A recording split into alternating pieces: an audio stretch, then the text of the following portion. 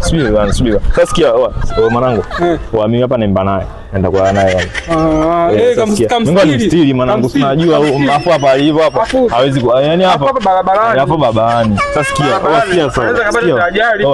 sikia, twende kwa nyumbani. Cha kwanza mwanamke. Huyu atamleta huyu.